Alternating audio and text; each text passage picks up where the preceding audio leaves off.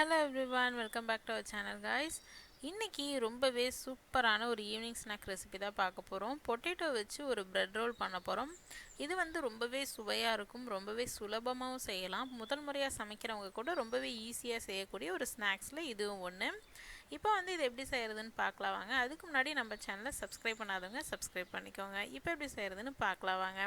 ஒரு பவுலில் வேக வச்ச உருளைக்கிழங்கு, ஒரு பெரிய சைஸ் உருளைக்கிழங்கு உப்பு போட்டு வேக வச்சுருந்தேன்.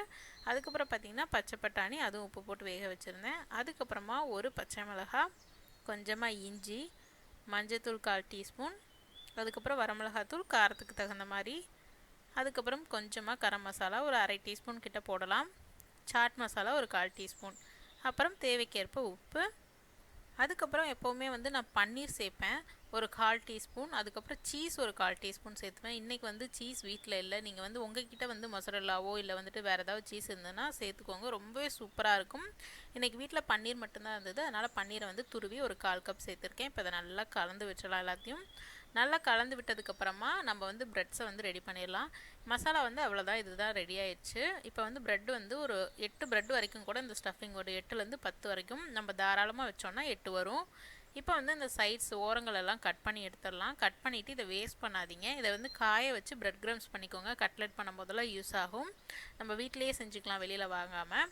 இப்போ இதை வந்து தண்ணியில் நனைச்சி எடுத்துக்கலாம். தண்ணியில் நனைக்கிறதுக்கு காரணம் என்னென்னா, ஷேப் வந்து நம்ம என்ன ஷேப்பில் வந்து பிடிக்கணும்னு நினைக்கிறோமோ, கட்லெட் மாதிரி வந்து அந்த ரவுண்ட் ஷேப்பில் பண்ணுறதுனால பண்ணலாம், இல்லைனா ரெக்டாங்கிள், இல்லைனா எந்த ஷேப்பில் பண்ணணும்னு நினச்சாலும் நம்ம ஸ்டஃபிங் வந்து அதே மாதிரி வச்சு நம்ம ப்ரெட்டை வந்து நனைச்சி வச்சோன்னா அந்த ஷேப்பில் வரும். இன்றைக்கி வந்து நான் வந்து சிலிண்ட்ரிக்கல் ஷேப்பில் பண்ண போகிறேன்.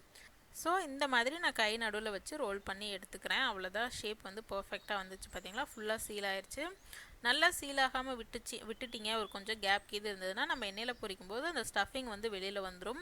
இன்னொரு டிப் பார்த்திங்கன்னா, நீங்கள் வந்து தண்ணியை நல்லா ஸ்குவீஸ் பண்ணி எடுத்துடணும். இல்லைனா நம்ம எண்ணெயில் பொரிக்கும் போது நிறைய எண்ணெய் குடிச்சிடும், மொறுன்னு இருக்காது, ஆயிலியாக இருக்கும்.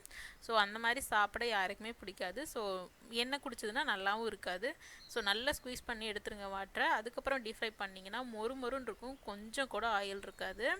அவ்வளோதான், இப்போ டீப் ஃப்ரை பண்ணிடலாம்.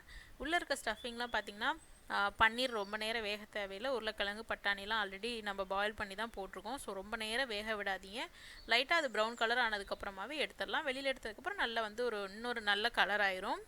ப்ரெட்டோட ஸ்பெஷாலிட்டி பார்த்திங்க அப்படின்னா, நம்ம எண்ணெயில் பொரிக்கும்போது நல்ல கிறிஸ்பியாக இருக்கும். அதே சமயம் ரொம்ப நேரம் வச்சுருந்தோன்னா நமக்கு வந்து ஷேப் மாதிரி கொஞ்சம் வந்து தண்ணி விட்ட மாதிரி, அதாவது வந்துட்டு வதன்னு போயிடும். கரெக்டாக சொல்லணும்னா வதன்னு போயிடும். ஸோ இது வந்து எவ்வளோ சீக்கிரம், அதாவது சூடாக சர்வ் பண்ணோன்னா அவ்வளோ சூப்பராக இருக்கும், நல்ல மொறுன்னு சூப்பராக இருக்கும். உள்ள ஸ்டஃபிங்கோட சாப்பிட்றதுக்கு சான்ஸே இல்லாமல் இருக்குங்க. ஸோ இதுக்கு சைட் டிஷ் பார்த்திங்க அப்படின்னா கார சட்னி, தக்காளி சட்னி எது வேணாலும் வைக்கலாம். நான் பார்த்திங்கன்னா சிம்பிளாக கெச்சப் வச்சே நான் சாப்பிட்ருவேன். வீட்டில் குட்டீஸ்க்கும் வந்து கெச்சப் பிடிக்கும். நீங்கள் கொஞ்சம் ஹெல்த்தியர் வெர்ஷன் அப்படின்னா நம்ம வீட்டில் இருக்க சட்னிஸ் கொடுக்கலாம், ரொம்பவே நல்லாயிருக்கும். கண்டிப்பாக வீட்டில் ட்ரை பண்ணி பாருங்கள். ட்ரை பண்ணி பார்த்துட்டு உங்களோட ஃபீட்பேக்ஸை எனக்கு கமெண்ட்டில் சொல்லுங்கள். உங்கள் எல்லாரையும் இன்னொரு இன்ட்ரெஸ்டிங்கான வீடியோவில் சந்திக்கிறேன். Until then, bye bye, take care.